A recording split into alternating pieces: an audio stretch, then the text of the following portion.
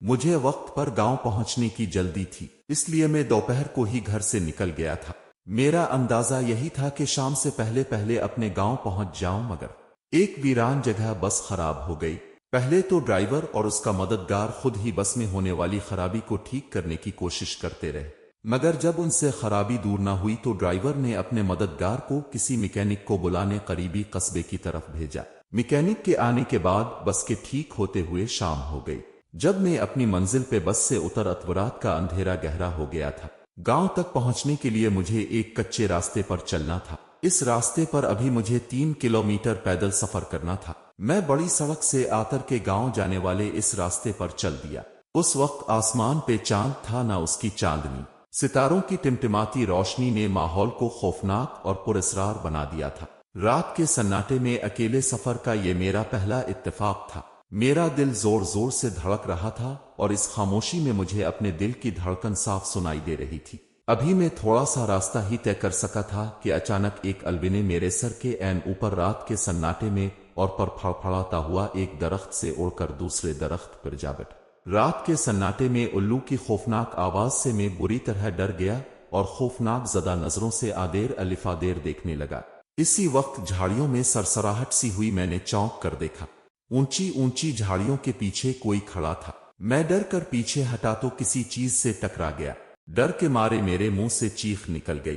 مڑ کے دیکھا تو درخت تھا۔ میں بدحواسی میں درخت سے ٹکرا گیا تھا۔ بھر اس درخت کے پیچھے بھی مجھے ایک ہیولا سا نظر آیا۔ میں پیچھے ہٹا تو وہ میری طرف بڑھا۔ میں ڈر کے بھاگا اور بھاگتا ہی چلا گیا۔ میں اندھا دھند بھاگ رہا تھا، مگر اچانک ٹھٹک کر رک گیا۔ ایک لمبا تڑنگا بھوت میرا راستہ روکے کھڑا تھا۔ میں ڈر کر پیچھے ہٹا تو جھاڑیوں میں سے کسی نے مجھے پکڑنے کی کوشش کی۔ میں چیختا ہوا وہاں سے بھاگا۔ عجیب سرسراہٹی میرا پیچھا کر رہی تھی۔ بھاگتے بھاگتے میری نظر اس چڑیل پر پڑ گئی جو بال کھولے درخت سے الٹی لٹکی ہوئی تھی۔ اندھیرے میں اس کی آنکھیں انگاروں کی طرح لگ رہی تھیں۔ وہ مجھ پر جھپٹی تو میں چیختا ہوا بھاگا اور اسوق سے کھیتوں میں اتر گیا۔ میں فصلوں اور جھاڑیوں کو پھلانتا ہوا بھاگا چلا جا رہا تھا کہ اچانک میر بڑی قدموں تلے سے زمین نکل گئی اور میں منہ کے بل ایک جوہر میں گر پڑا۔ کیچڑ سے بھرے اس جوہر سے بڑی مشکل سے باہر نکلا۔ کیچڑ اور مٹی کے لیپ سے اب میں خود بھوت لگ رہا تھا۔ سردی سے میری کپ کپی چھوٹ گئی تھی۔ اس ڈر سے کہ وہ بلائیں پھر مجھ تک نہ پہنچ، میں پھر بھاگنے لگا۔ میں ایک لمبا چکر کاٹ کر گاؤں کے قریب پہنچا تو یہاں بھی ایک مصیبت ارتاق میں تھی۔ گاؤں کے کتے مجھے بھوت سمجھ کر میرے پیچھے پڑ گئے۔ اس نئی مصیبت سے ڈر کے میں بھاگا تو گھر کا راستہ بھول گیا۔ بڑی مشکل سے گھر ملا تو کتے بھی میرے تاب میں وہاں پہنچی۔ میں نے دونوں ہاتھوں سے دروازہ پیٹ ڈالا۔ اندر سے آواز آئی، کون ہے؟ میں نے چلا کر کہا، جلدی دروازہ کھولو۔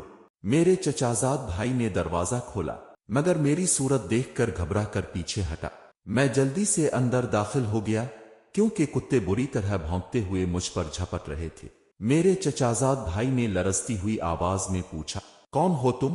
اتنے میں گھر کے دوسرے لوگ بھی اٹھ کر وہاں آ گئے۔ وہ بھی مجھے دیکھ کر ڈر گئے، مگر جب میں نے اپنا نام بتایا تو بڑی مشکل سے انہوں نے مجھے پہچانا۔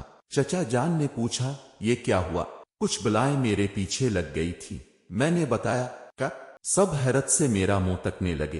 میں نے تفصیل سے بتایا تو چچا جان ہنس پڑے اور بولے، وہ بلائیں بلائیں کچھ نہیں تھیں، تم اپنے تصورات سے ڈر گئے تھے۔ تم نے اندھیر میں درختوں اور جھاڑیوں کو بھوت اور چڑیلے سمجھ لیا تھا، البتہ الفالو اصلی تھا۔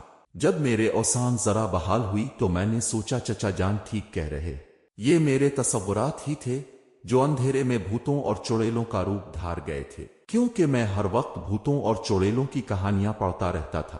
انہی خیالی بھوتوں اور چڑیلوں نے آج مجھے سچ مچ ڈرا دیا تھا۔ میں نے سر تھام کر کہا، اف خدایا، تو یہ سب میرے تصور کا کرشمہ تھا۔